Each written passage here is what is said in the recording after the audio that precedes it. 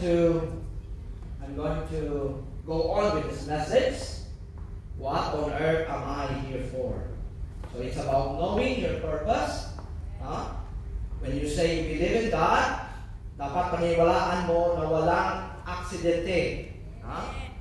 At ni isa sa atin ay hindi aksidente na nandito ka ngayong umaga. So, it is with God's will and God's plan for you to be here this morning and to hear this message.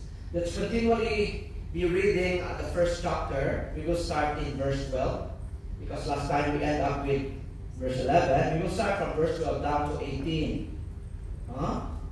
Kayo po lahat may tumayo sa pagbibigay ng respeto sa Word of God.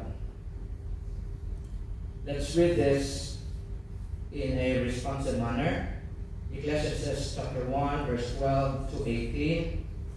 I'll read verse 12 and then you follow me.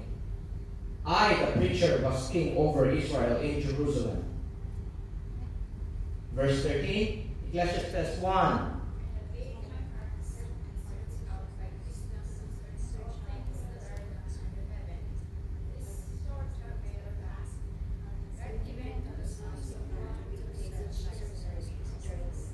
Verse 14, I have seen all the works that are done under the sun, and behold, all is vanity and vexation of spirit.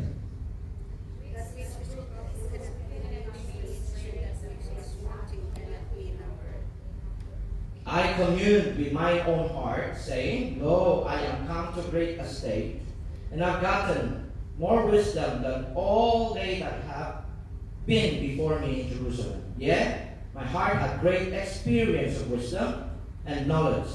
And I gave my heart to wisdom, and to know not wisdom. I perceive that this also is distinction of spirit.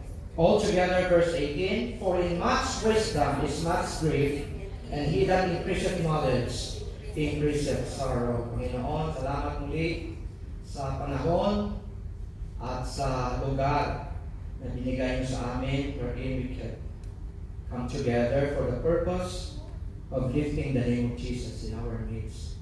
I know it's not about us, but it's all about you and what you've done into our lives. Let us all understand why we are here, because you have ordained before the foundation of the Word that we should walk in holiness with you. Lord, thank you for your precious blood, wherein we have redemption through our faith in the Lord Jesus Christ. Thank you, Lord, that we are able to come together for this day, in this place of worship. I pray, dear God, that we will all feel not only the presence of each one, but most importantly, the conviction and the presence of the Holy Spirit in our midst. Thank you, Lord, for the gift of life. May you encourage us to continually serve thee, even when others feel tired of serving you. Lord, let all our strength be solely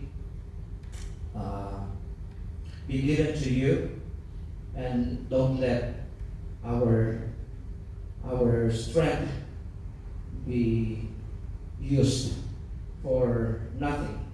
But indeed, Lord, it's only for your glory and for your honor alone. Thank you, Lord, for you have given us this opportunity to serve you in behalf of Refuge. In Jesus' name we pray. Amen. Okay? So, last time I have shared with you the reason why we are here. It is because the Bible says in Ephesians chapter 2, for we are His workmanship, created in Christ. Ephesians chapter 2, verse 10. And so that means that God has prepared us for something. So last time we also mentioned that's why life is a precious gift that we shouldn't squander with it. Ibig sabihin, huwag natin hayaang itatapon natin yung opportunity na ibinibigay sa atin ng Panginoon. Knowing that the coming of the Lord is very near. Yun pa nga, binigay ko Ecclesiastes chapter 12 verse 1. The wisest king said, the preacher or the teacher said, remember now. It's not tomorrow. Hindi bukas. Ngayon na. Habang sabi na, mayroon tayong, we still have the strength of our youth.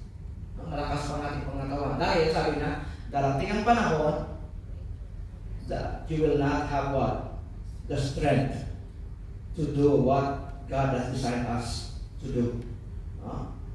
In the same manner, I would like to share with you Ecclesiastes chapter 12 verse 3, what the Bible says about it. In the day when the keepers of the house shall tremble, the time will come when your body will become shaky.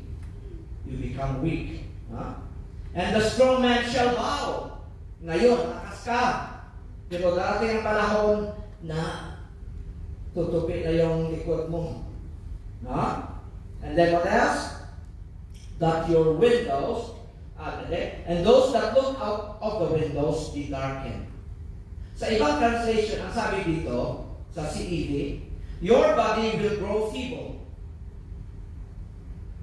It will become weak. And your tooth will decay. Magsilaglagan na yung mga ipin natin. Okay? And then your eyesight will fail. Alright? Manghihina ang ating katawan. Isa-isang maglaglagan ang ating mga ipin. Sasakit ang ating mga kasukasuan. Lalabo ang ating mga paningin. Alright? So the main reason here, the main key or the key word sa ating first chapter is actually wisdom. How can we apply wisdom on the basis of these truths? Dahil ang panahon ay lumilipas. So then, we need to grab or take it as an opportunity habang tayo'y may lakas. I remember my teacher in English, sabi niya, you should be, ano sabi niya? Early bird catches worms.